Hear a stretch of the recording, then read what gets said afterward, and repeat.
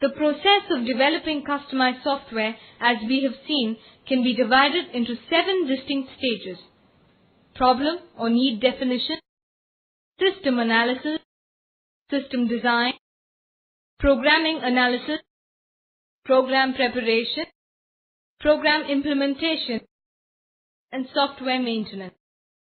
The first 3 steps come under the purview of system analysis and design.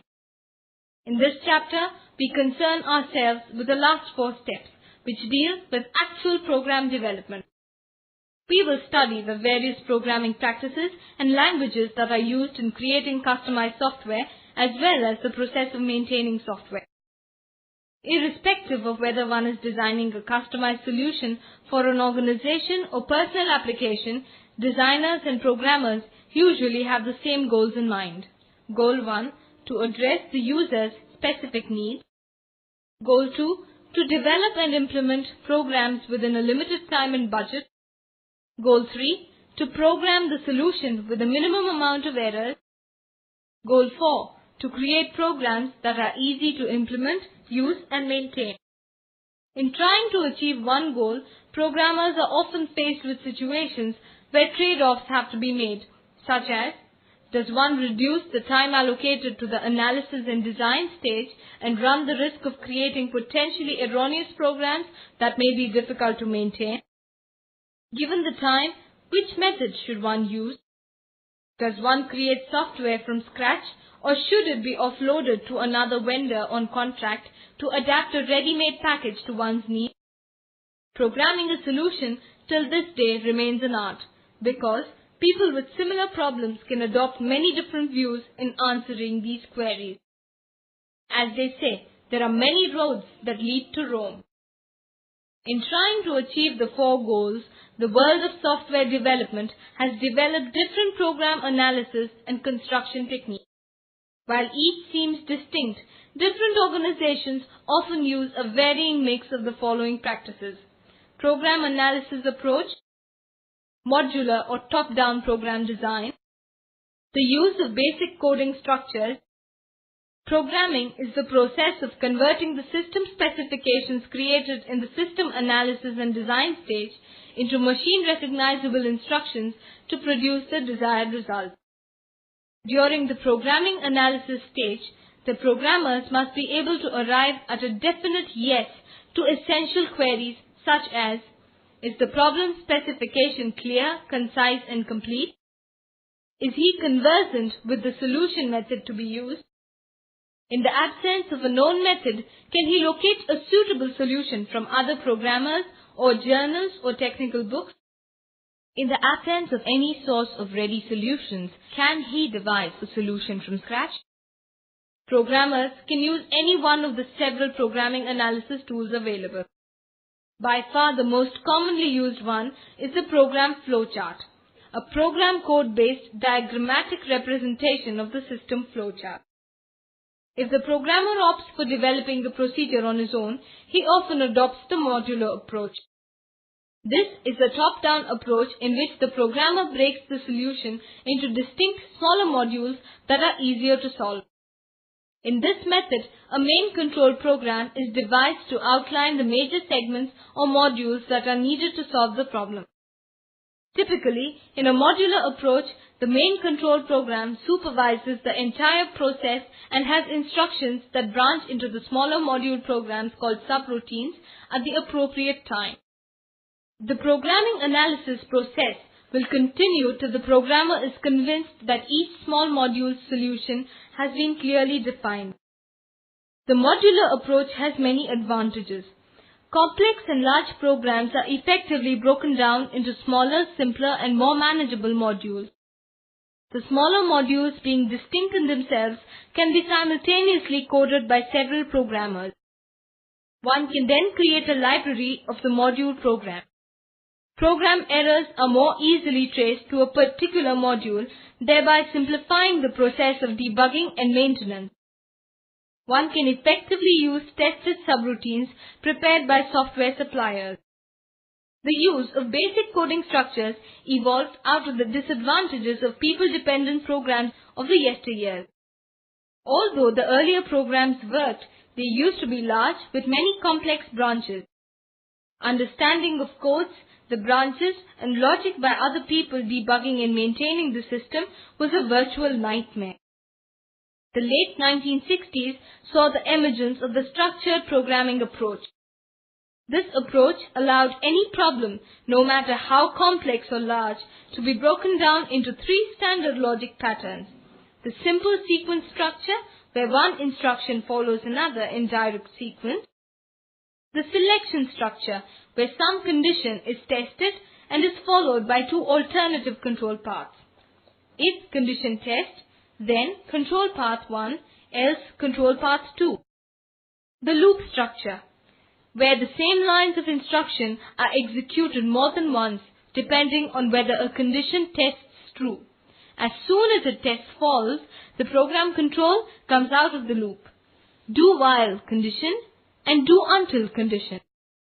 When programs are structured and modular techniques are used, programs can be read from top to bottom and are much easier to understand. Structured programming techniques often include a peer review called a structured walkthrough during program construction to detect software errors. These are typically informal, relaxed sessions and are attended by a handful of programmers at the same level, no managers. In a structured walkthrough, one programmer will walk through his program solution step by step to show how it works, while the others review it and keep records of any errors that are apparent.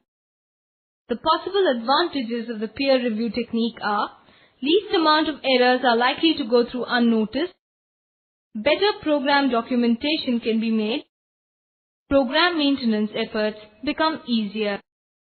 The spirit of peer group cooperation results in higher programmer morale, speedier implementation, reduced development costs, and greater user satisfaction can be achieved. The ultimate goal of any program preparation effort should be to develop an effective product at an economical price.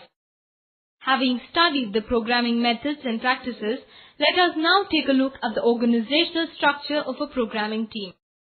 There are many ways in which the programming team is organized, although one cannot clearly opt for any one organizing practice and claim that it is the best approach. By and large, there appear to be three organizing practices, and organizations typically combine some of the features of these. Traditional hierarchical grouping, where a group of individual programmers is headed and controlled by a programming manager who may not actually be involved in the coding. Chief programmer teams, where the team comprises a chief programmer who is responsible for the project and actual coding, a backup programmer who assists the chief, may take on his role at any time and also develops important modules, a librarian who gathers and organizes all the records and documentation, and application programmers who do the actual coding as per the chief programmer's design. Ego-less programming teams, where there is no designated chief, but modules are assigned in a democratic manner to the most suitable person based on experience. Typically, these teams have peer reviews and the completed task is then the responsibility of the whole team and not a single person. Communication is possible only through the common medium of language. In order to be understood, the two entities in the communication must use the same language. Any language, be it a spoken or written language or a sign language or even the Morse code, has a definite structure, symbols and rules of grammar. In the realm of computers, a programming language consists of all the symbols, characters and usage rules called syntax, which permit people to communicate their program instructions with the computer. While some programming languages are created to serve a special purpose, like programming a robot, others are more flexible, general-purpose tools that are suitable for varied applications. Irrespective of the field in which it is used, every programming language must have instructions that fall into the familiar functional categories of input-output instructions, text manipulation and calculation instructions, logic and comparison instructions, and storage retrieval instructions. The evolution of software development has seen the emergence of four kinds of programming languages: machine languages, assembly languages, higher level languages or HLLs, and fourth generation languages or 4GLs. While each of these languages has the same categories of instructions, each has its own distinct set of symbols, characters, and grammar rules, which is very different from the others. As one progresses from machine languages to 4GLs, one is increasingly moving towards more human intelligible forms of codes. The machine language form is the rawest and most machine intelligible form that is perhaps just a step away from the electrical pulses in the circuitry. It consists of strings of binary codes comprising the bits 0 and 1 and is the only one that the processor directly understands. Any instruction in machine language has two parts: operation code and operand. The first part, called operation code or opcode, is the command or operation that tells the computer what function to perform. Every computer has an opcode for each of its functions. The second part of the instructions, called operand, tells the computer where to find or store the data or other instructions that are to be manipulated. Different computers can handle different number of operands in an instruction.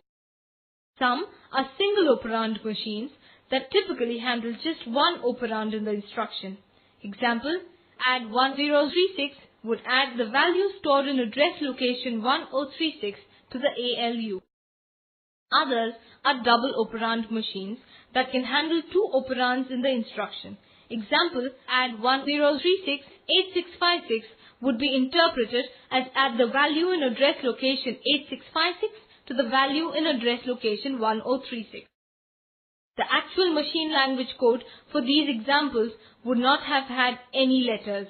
In fact, the machine code for add 1036 might have looked like this: 00001, 0001, 00001, 00001, 000, 0011111, 0000.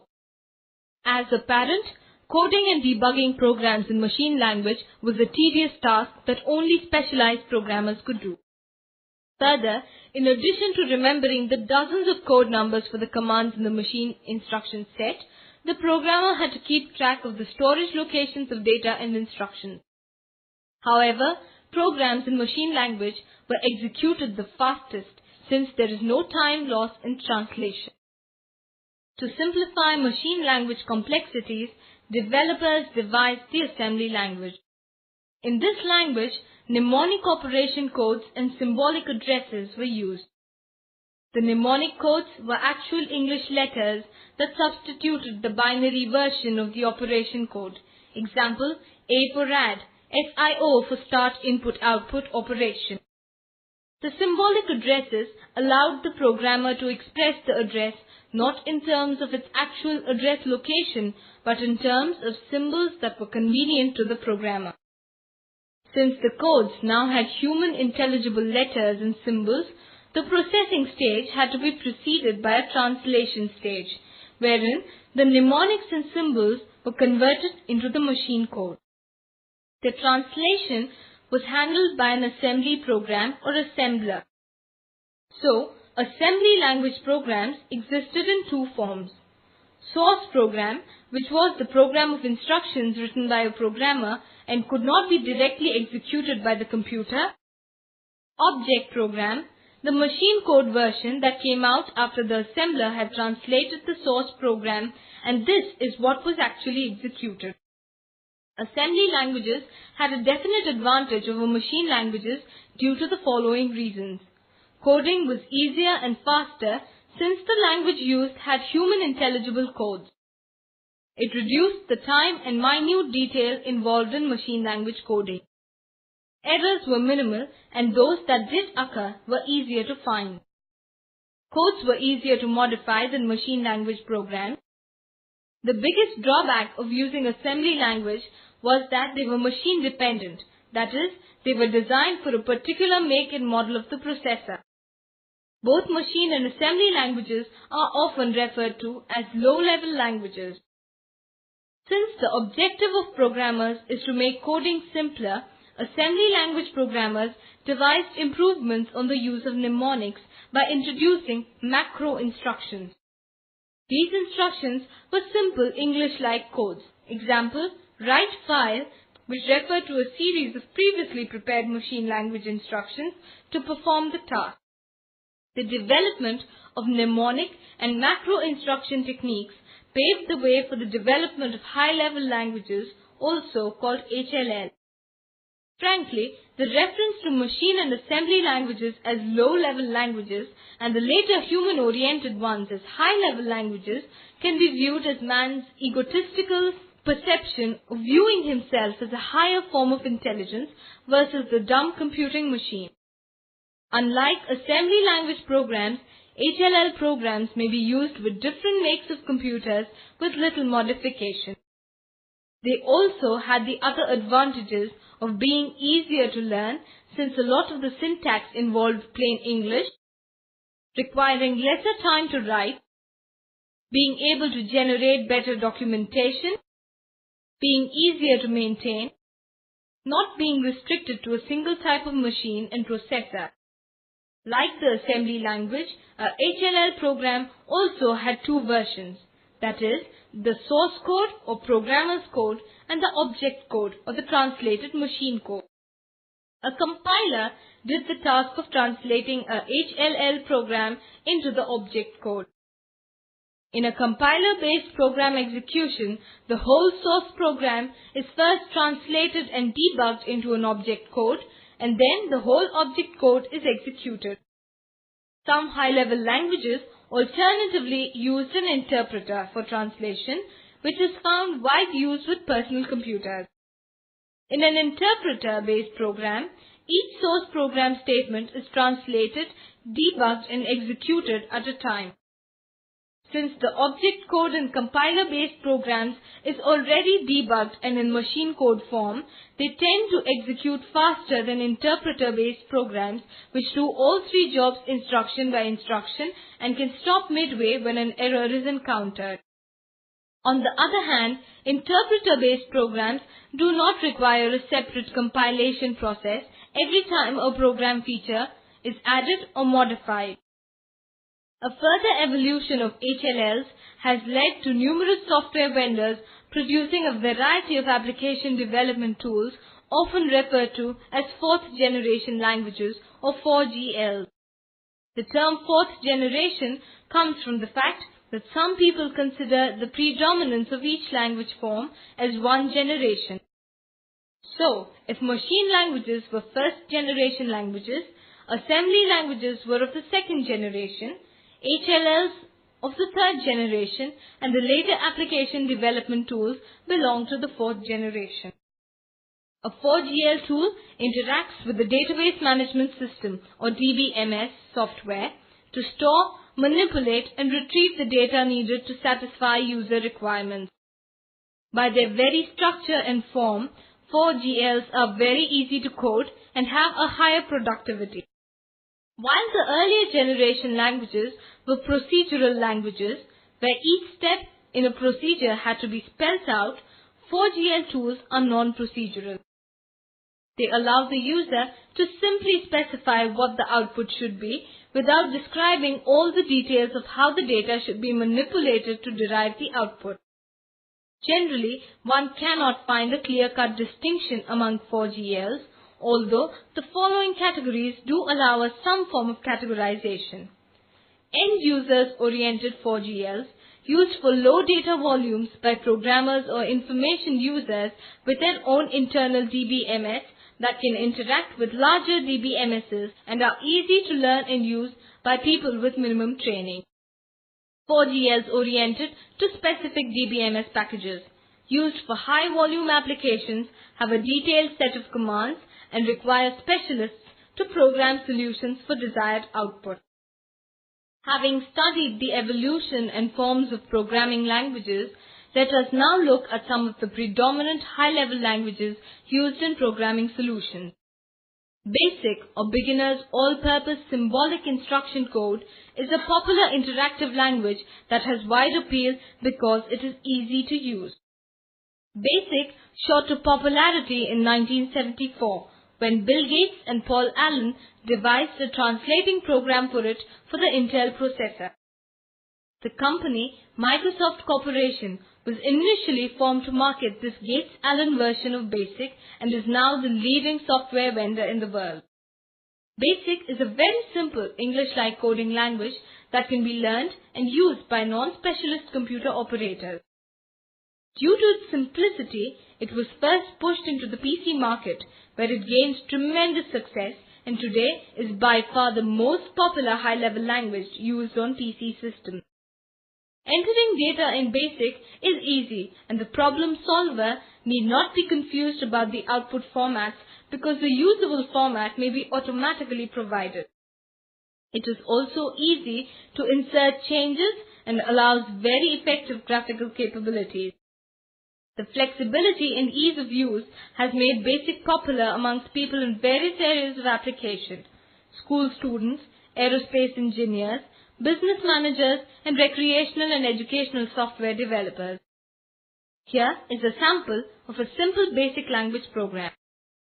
The origin of Fortran, or Formula Translator, dates back as far as 1954, when an IBM-sponsored committee headed by John Backus began work on a scientific mathematical language. 3 years of effort resulted in the birth of Fortran, which was developed for the IBM 704 computer. Fortran's strength lies in the ease with which it can express mathematical equations and its simplicity of structure. It enjoyed wide acceptance and was revised many times. In fact, many of its structures were later incorporated in the development of BASIC. Fortran is a compiler-based program comprising a series of statements that provide input-output, calculation, logic, comparison, and other basic instructions to the computer.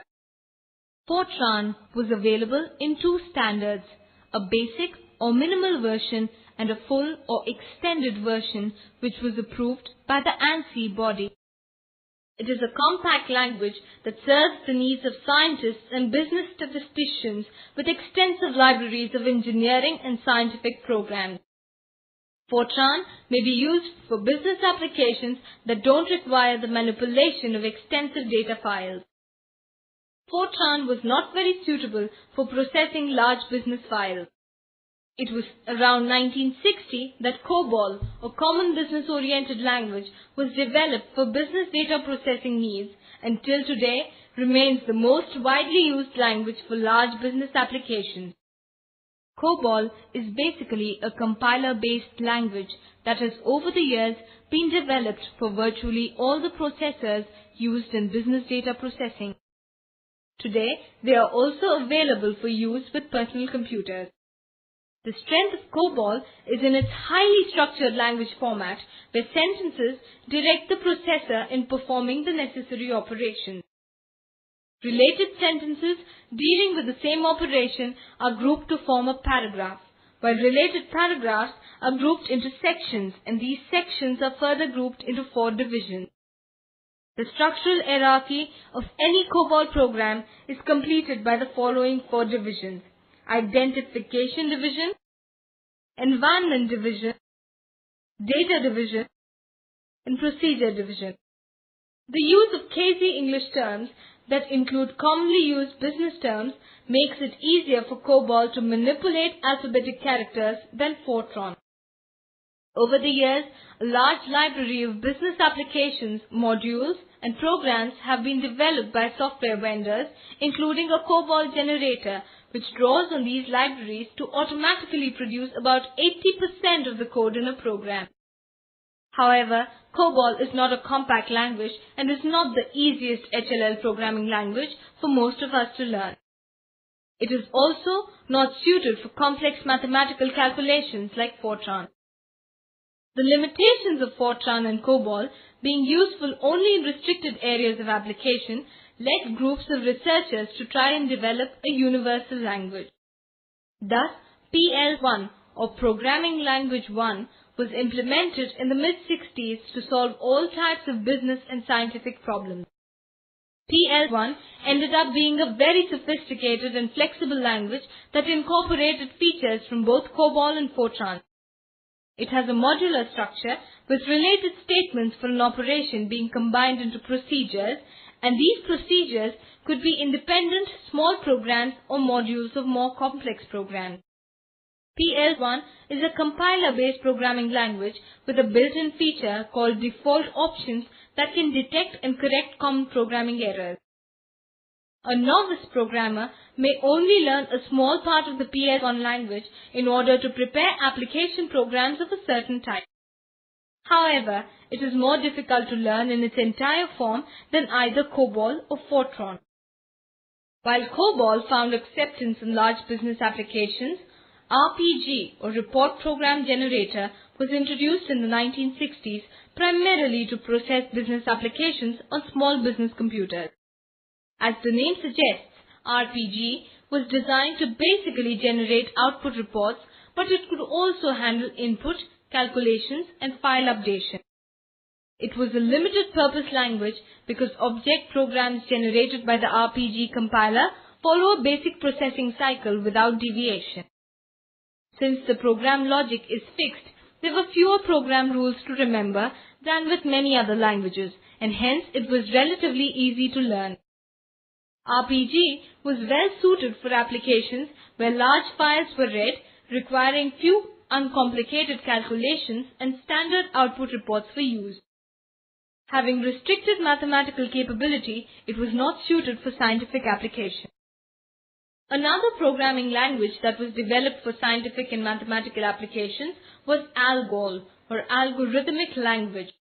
It was introduced in 1958 by the efforts of an international group of mathematicians in Europe and the United States, including John Backus of the Fortran fame. Several versions of the language were created, the latest version being ALGOL 68.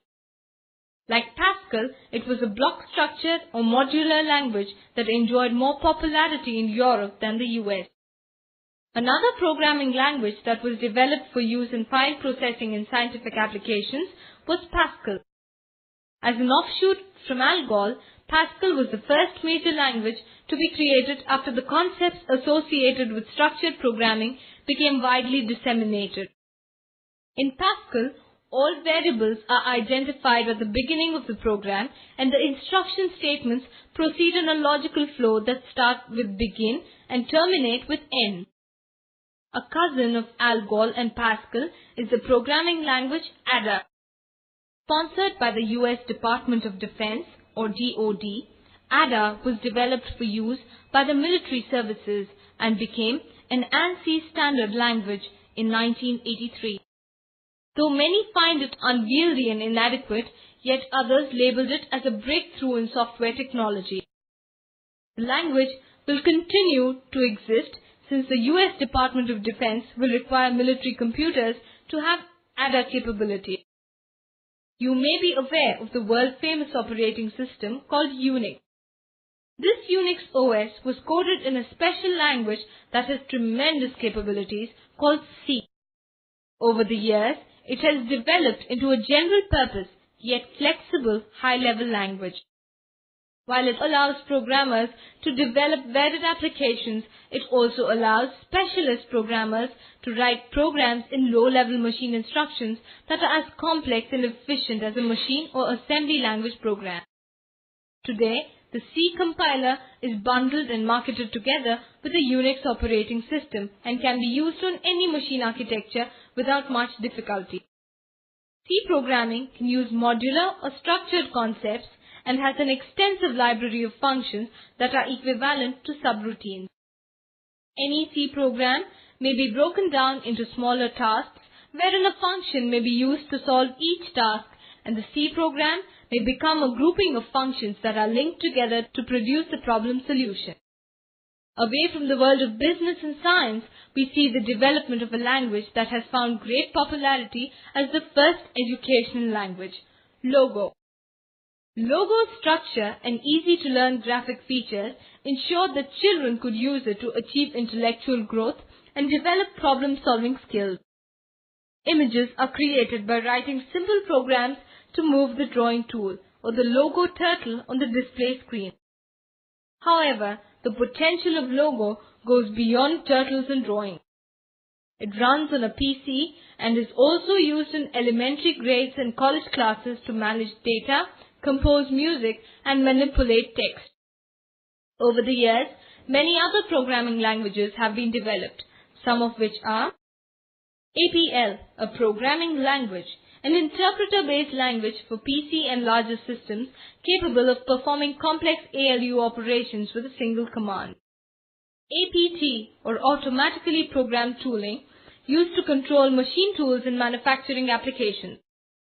Fourth, somewhat like C, is a high-level assembly language used primarily by specialist programmers for in-house software projects and astronomical telescopic operations in observatories.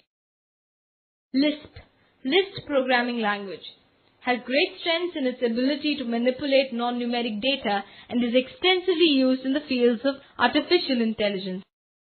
Modular 2, a more powerful and easier to use version of the original PASCAL language.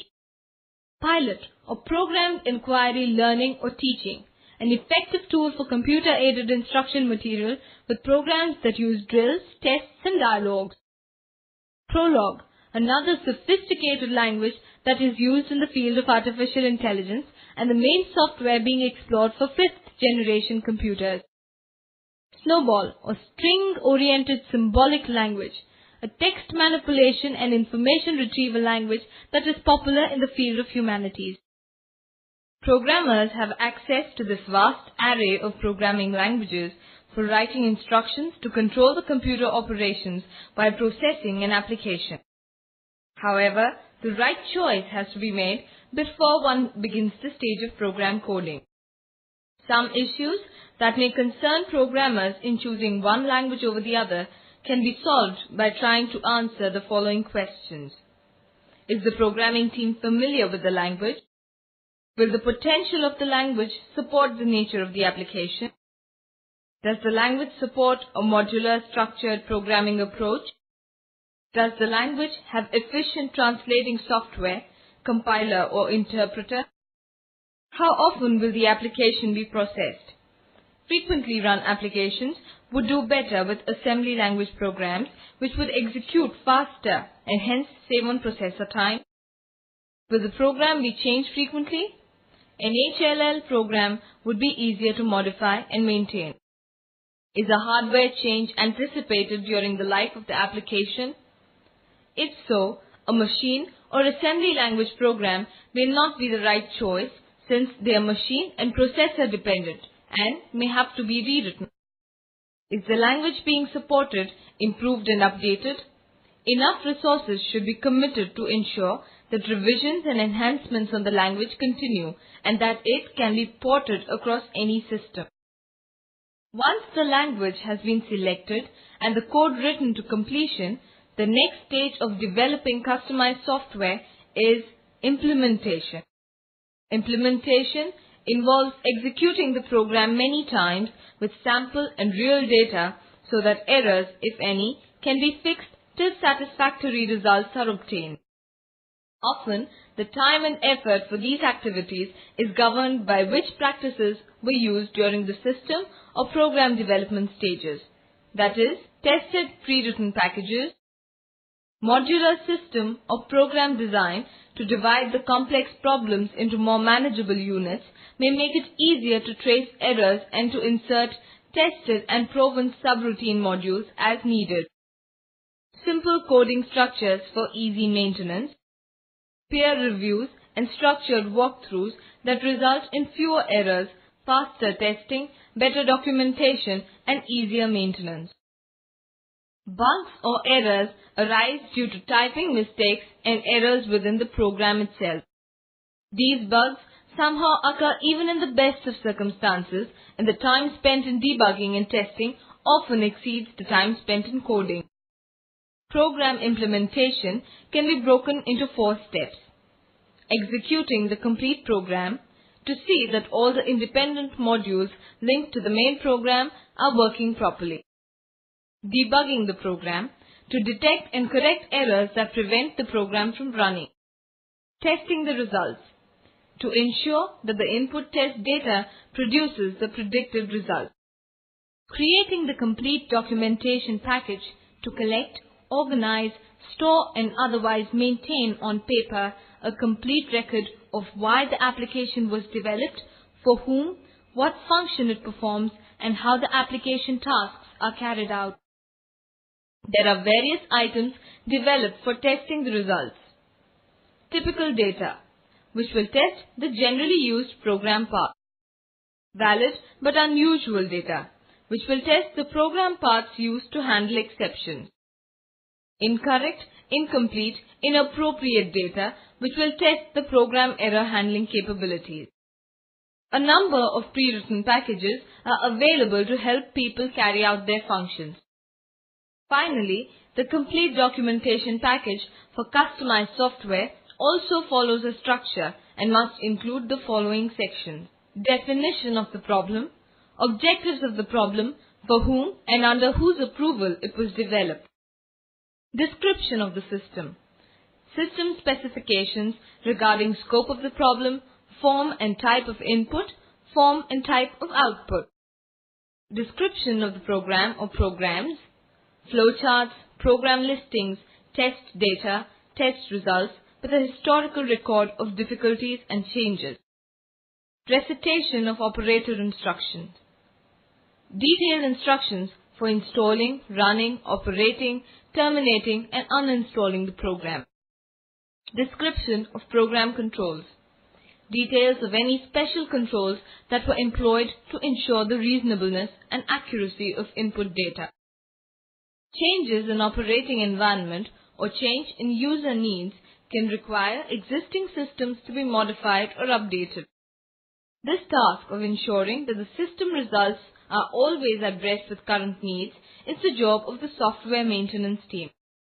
Program maintenance is a more important task than developing the system, since it is a continuing activity that takes time and costs money.